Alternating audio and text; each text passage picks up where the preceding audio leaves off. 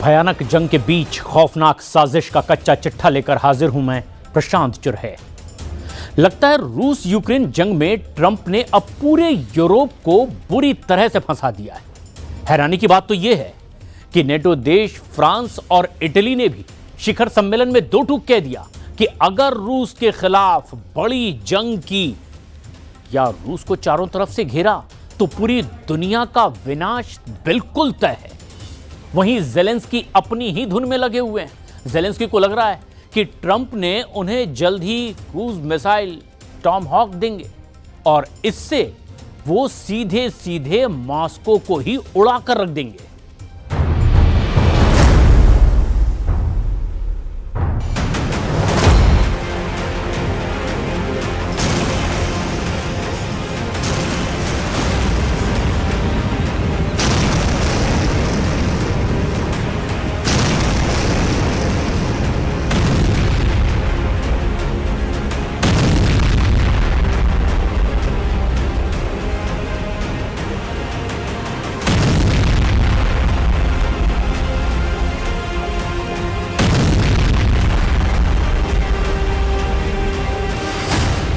तीसरे विश्व युद्ध में फंसे फ्रांस इटली, पुतिन का खौफ, नेटो में फूट।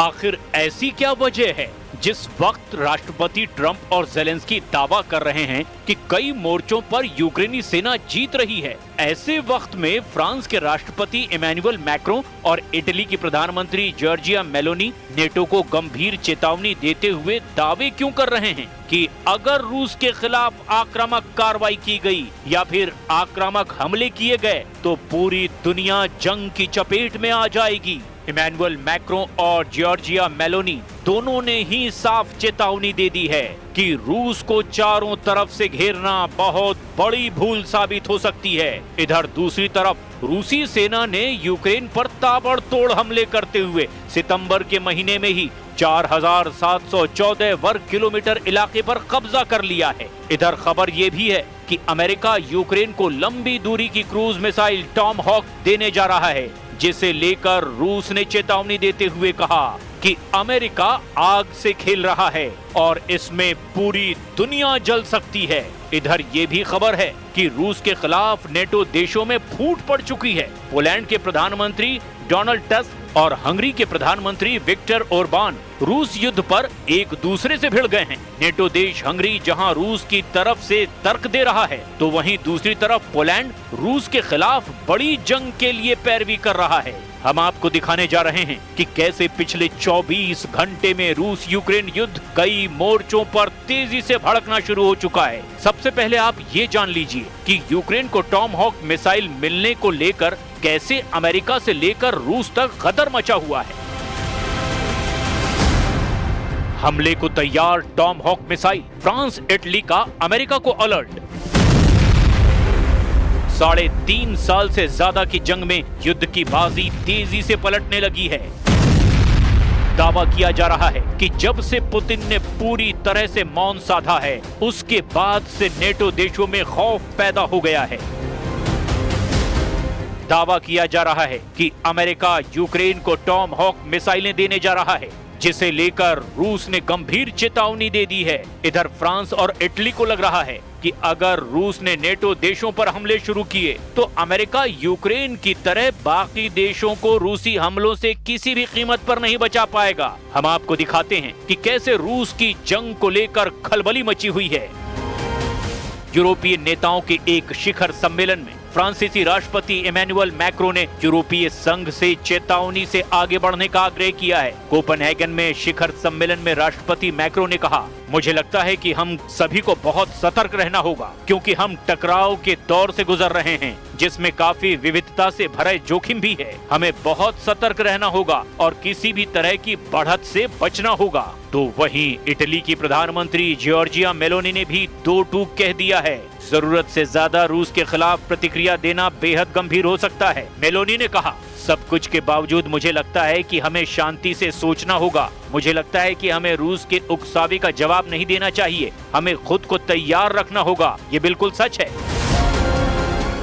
डेनमार्क की प्रधानमंत्री मेटे फ्रेडरिक्सन ने रूस के हाइब्रिड युद्ध का जवाब देने के लिए यूरोप से हथियार बंद होने का आह्वान किया, लेकिन दूसरे प्रमुख महाद्वीपीय नेताओं ने मॉस्को के साथ बढ़ते तनाव में चक्र में फंसने से बचने की सलाह दी है।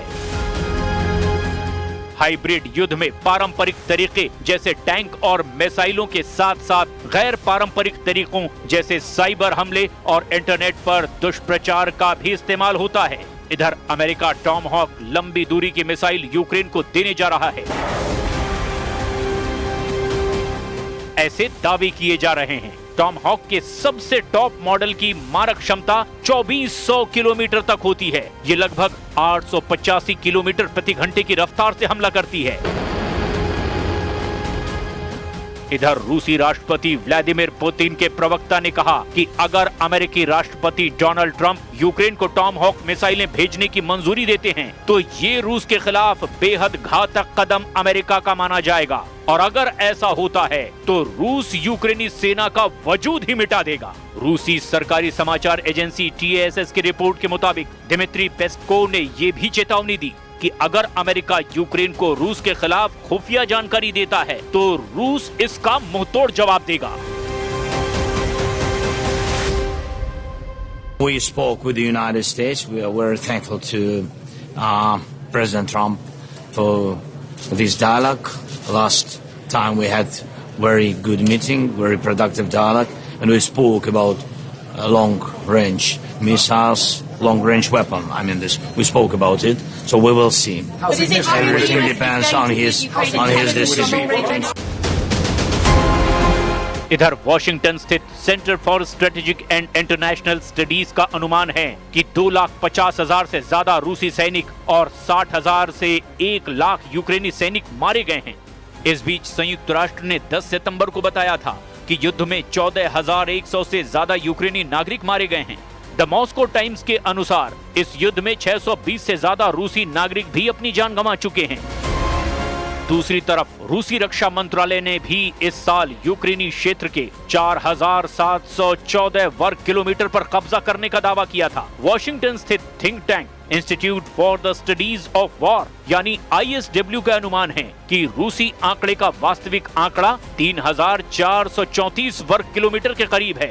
रूस कब्जे का ज्यादा इलाका बता रहा है। खबर है कि 25 से 29 सितंबर के बीच रूसी सेनाओं ने निप्रोपेट्रोव्स्क में भी कलिनोवस्कोय, इस्टोपोय और डोनेस्क में डेरिलेवो, मेस्कोय, सेंड्रीगोलोव और किरोवस्क पर कब्जा करने का दावा किया। रूस की सेना ने सितंबर में यूक्रेन के 447 वर्ग किलोमीटर यानी 172.6 वर्ग मील क्षेत्र पर कब्जा कर लिया। अमेरिका स्थित युद्ध अध्ययन संस्थान के विश्लेषण से पता चला कि जुलाई में 634 वर्ग किलोमीटर इलाके पर कब्जा करने के बाद ये गति धीमी हो रही है। वहीं दूसरी तरफ यूक्रेनी राष्ट्रपति व्लादिमीर ज़ेलेंस्की कोपेनहेगन में 50 राष्ट्राध्यक्षों, शासनाध्यक्षों और यूरोपीय संघ के नेताओं से मुलाकात कर रहे हैं। Russia will not stop until they are forced to do so. And they are a threat, not only to Ukraine, but to all of us. Today we have one major task ahead of us. We have to make our common Europe so strong that war against us becomes unthinkable. And we have to do it now. अब ऐसे हालात में साफ है कि रूस के खिलाफ बड़ा और निर्णायक युद्ध करने से पहले नेटो, यूरोपीय यूनियन और अमेरिका अच्छी तैयारी के साथ ये तय कर लेना चाहते हैं कि अगर रूस ने विनाशक युद्ध शुरू किया तो फिर उससे कैसे निपटा जाएगा।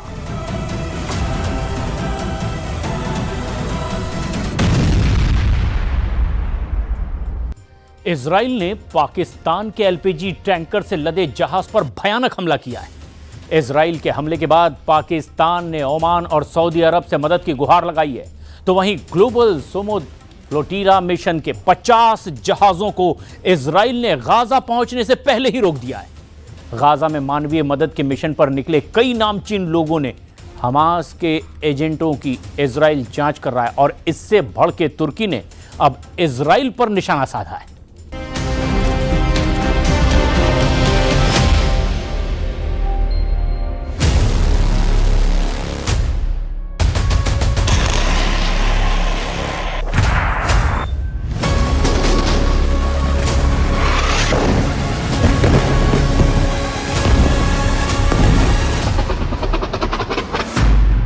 नेतन्याहू का ऐलान, गाजा से भागो नहीं तो मरो।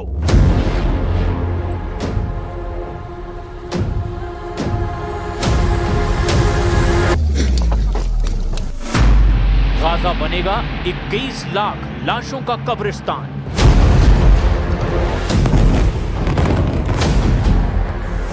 हमास पर ट्रंप का भयानक हमला शुरू।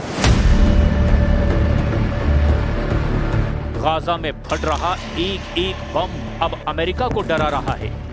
इजराइल के भयानक हमले ट्रंप की दिल की धड़कनें बढ़ा रहे हैं। ट्रंप बहुत ज्यादा परेशान हैं, उनकी टेंशन बढ़ती ही जा रही है।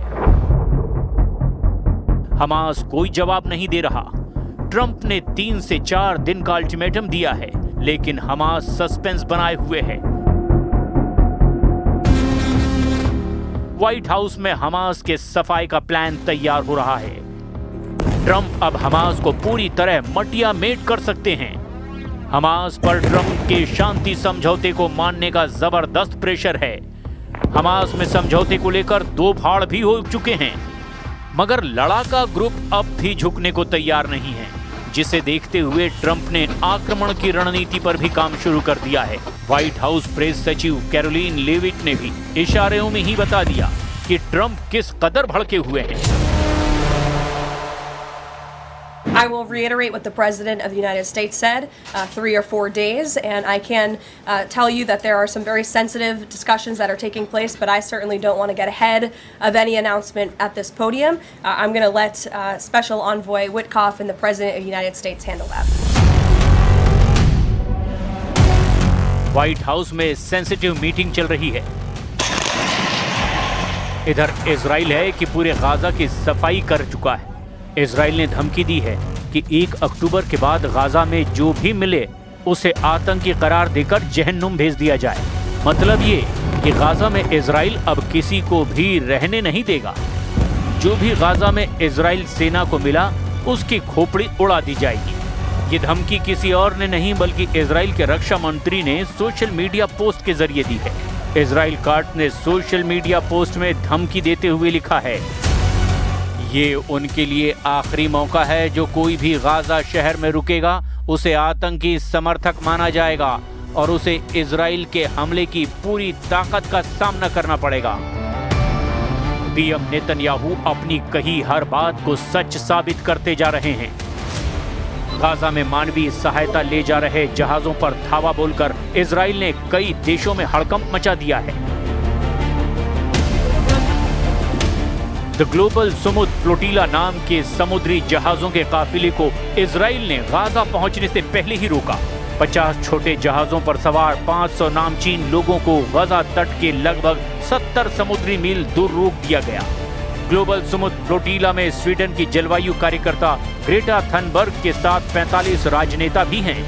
इनमें एक पाकिस्तान के पूर्व सांसद मुश्ताक अहमद खान को इजराइल की नेवी ने गिरफ्तार भी कर लिया है। पाकिस्तान के पूर्व सेनेटर की गिरफ्तारी हमास से कनेक्शन की वजह से की गई। इजराइल ने दावा किया कि गाजा पट्टी से उनके हाथों में ऐसे कई दस्तावेज मिले हैं जिससे पता चला है कि जहाजों से आने वाले कई लोगों के हमास से सीधे संबंध हैं। इजराइल ऐसे लोगों की जांच कर रहा है। फिलहाल पता नहीं चल पाया कि क्या पाकिस्तानी सेनेटर के हमास से संबंध हैं या नहीं, लेकिन उनकी जांच की जा रही है। My name is Katja Thunberg. I'm a citizen of Sweden. If you are watching this video, I have been abducted and taken against my will by Israeli forces. Our humanitarian mission was non-violent and abiding by international law. Please tell my government to demand my and the others' immediate release. इतना ही नहीं, Pakistani news outlet Tribune की report के मुताबिक Israel ने पाकिस्तानी जहाज पर हमला भी किया। जहाज जब लाल सागर में था तब यह हमला हुआ। पाकिस्तानी चालक दल वाले एलपीजी टैंकर से लदे जहाज पर भयानक हमले की पुष्टि पाकिस्तान ने भी की है। हालांकि इजराइल के हमले के बाद हुथी लड़ाकों ने जहाज पर कंट्रोल कर लिया। पाकिस्तान ने इजराइल के हमले के बाद सऊदी अरब और ओमान जैसे देशों से मदद भी मांगी है। पाकिस्तान ने जब से गाजा में इजराइल के खिलाफ बयानबाजी शुरू की है, वो निशाने पर आ गया है। पाकिस्तान की तरह तुर्की को भी नेतन्याहू जल्द सबक सिखा सकते हैं। तुर्की ने इजराइल के एक्शन का जबरदस्त विरोध किया है। तुर्की ने फ्लोटिला को रोकने को आतंकी करतूत करार दिया। ग्लोबल सुमुद फ्लोटिला मिशन में तुर्की के कई नागरिक हैं, जिनकी रिहाई को लेकर के तुर्की में प्रदर्शन भी हो रहे हैं।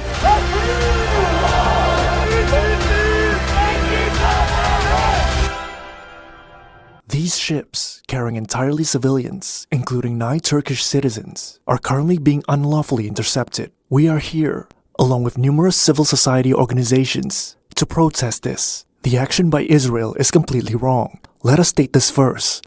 However, one of the issues we most want to address here is the indifference shown by the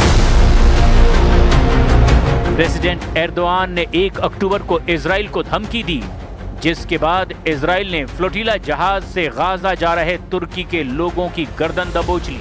Turki Israel में युद्ध के कई मोर्चे एक साथ खुल सकते हैं।